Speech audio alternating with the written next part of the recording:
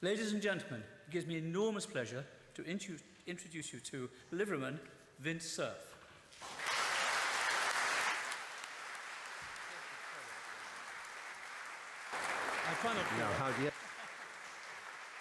Thank you. Yeah, I'm always concerned when people clap before you've said anything. And I think I should just sit down because it won't get any better than that. I should tell you that it is a special pleasure for me to be here at this tri-livery event. As you will know, I'm a member of 2 of the liveries that are represented here. And I'm particularly pleased at that because my topic tonight involves at least 2 of them, perhaps the third if we think a little bit broadly about digital technology and marketing.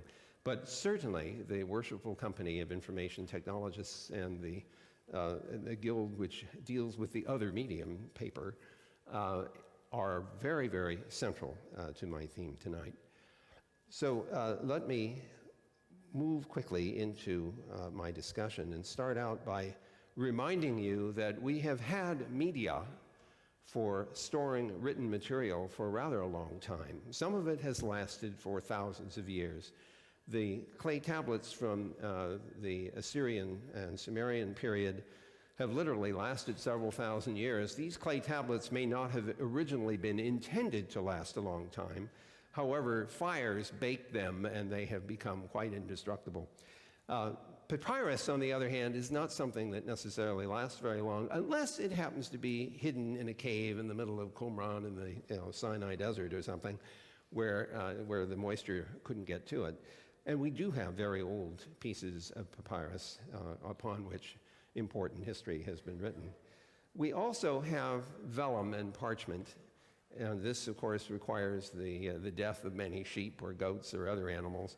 But the medium is quite strong and powerful. It lasts a long time. There are many beautiful manuscripts from 1,000 years ago, illuminated and still beautifully readable today, if you happen to speak Greek or Latin or one of the other languages in which those vellums were written.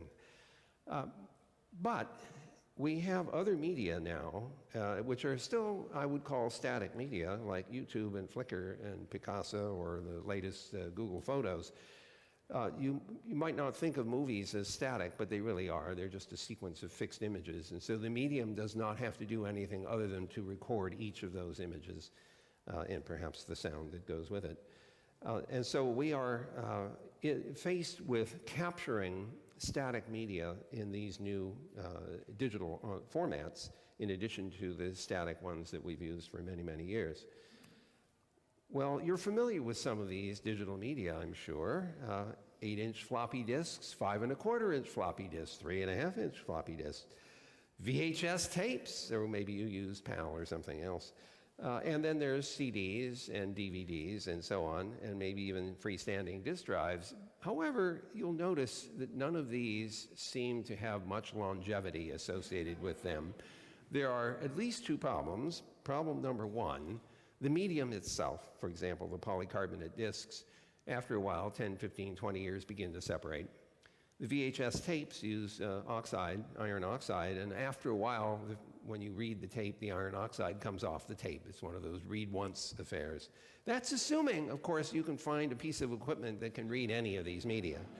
You might turn to the British Museum, for example, as we would to the Smithsonian. But this is a serious problem.